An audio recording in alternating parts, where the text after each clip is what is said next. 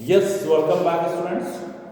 देखिए, सप्लाई के बारे में हमारे 2 वीडियो पहले आ चुके हैं और अब हम इस वीडियो में इस सप्लाई के लिए एक इलस्ट्रेशन को लेकर के बात करेंगे।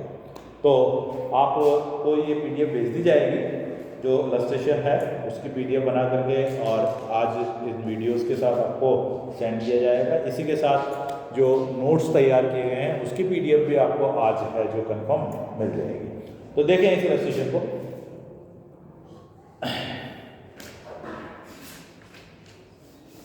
Explain with reasons whether the following transaction qualify as supply or not under the Central Goods and Service Tax Act। CGST act के अंतर्गत ये जो माल का आना जाना है, इसको सप्लाई की श्रेणी में लिया जाएगा या नहीं लिया जाएगा, ये आपको इन पॉइंट्स के अंदर बताना है। सबसे पहले, an automobile dealer sold a scooter for ₹60,000 to a person for his personal use. Input tax credit was availed by the dealer on the purchase of scooter। अब सुनिएगा ध्यान से, एक स्कूटर पर्सनल यूज के लिए किसने, एक ऑटोमोबाइल कंपनी वाले ने, डीलर ने क्या करा है, बेचा, और वह उससे क्या कर रहा है, जीएसटी वसूल कर रहा है या जो भी कुछ है उसको क्या हम बिक्री की श्रेणी में लेंगे या नहीं लेंगे, टैक्सेबल सप्लाई की श्रेणी में लेंगे या नहीं लेंगे। तो देखो, इस पर इनपुट टैक्स क्रेडिट किया है उसने, तो उसके द्वारा जब वापस बेचा जाएगा तो इसे किसकी श्रेणी में लिया जाएगा, आपूर्ति की श्रेणी में, सप्लाई की श्रेणी में शामिल किया जाएगा, सप्लाई माना जाएगा। राइट। सेकेंड है, और यहां पर देखो आप, कंसिडरेशन भी है 60,000 रुपए। देखिए, आप फ्री में नहीं दिया स्कूटर, क्या दिया है, कंसिडरेशन भी दिया है, तो कंफर्म ये क्या है, सप्लाई का हिस्सा होगा।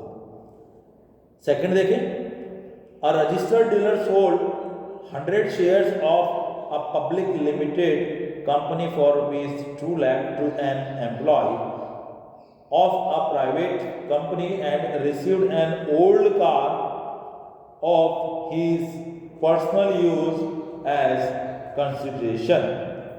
अब देखिए, यहां पर आप ध्यान दें कि अंशों की बिक्री को आपूर्ति में शामिल नहीं किया जाता।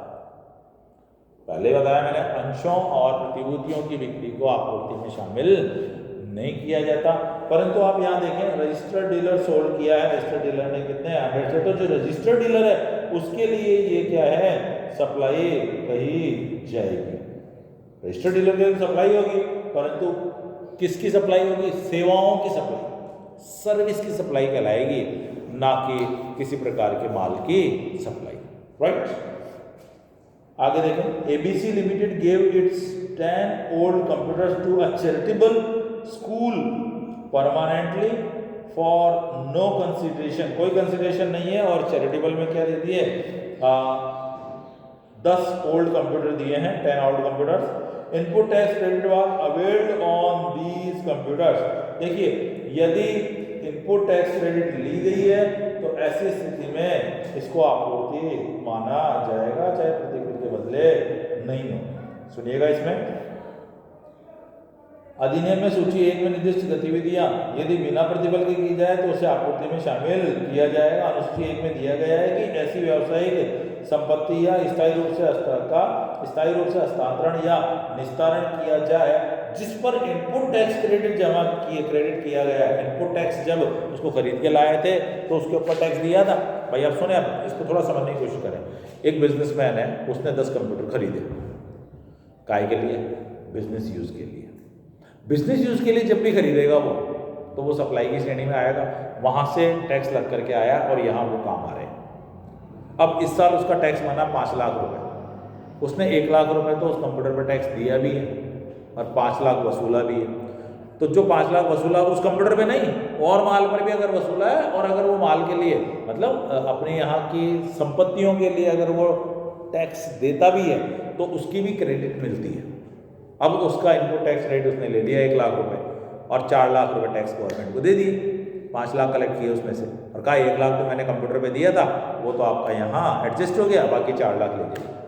अब इन कंप्यूटर को उठाकर फ्री में आप क्या कह रहे हो, चैरिटेबल ट्रस्ट को दे रहे हो, तो सप्लाई में शामिल होगा ये। फिर ये सप्लाई में शामिल होगा, क्योंकि इस पर आपने क्या लिए, इनपुट टैक्स क्रेडिट लिए। अगर इनपुट टैक्स क्रेडिट नहीं लेते, फिर हम इसको सप्लाई में शामिल नहीं करते, राइट। ये चीज आपको ध्यान देनी है। क्योंकि एबीसी लिमिटेड ने कंप्यूटर्स का हस्तांतरण स्थायी रूप से किया तथा कंपनी ने इन कंप्यूटर्स पर इनपुट टैक्स रेट जमा की दिया था। कंप्यूटर्स को बिना प्रतिफल के दान में देने पर भी क्या माना जाएगा, सप्लाई माना जाएगा, राइट। फिर आगे केंद्रीय माल एवं सेवा कर जीएसटी सीजीएसटी अधिनियम, सुनिए नेक्स्ट पॉइंट है, Mohan associates a private limited company provides management consultancy service to Sohan Private Limited in which Mohan Associates has controlling rights. Nothing is charged by Mohan Associates. देखो मोहन एसोसिएट और Sohan associate दो कंपनियां हैं और Mohan associates का Sohan associates में क्या है, हित है, इंटरेस्ट है, कमांड है, कंट्रोल है।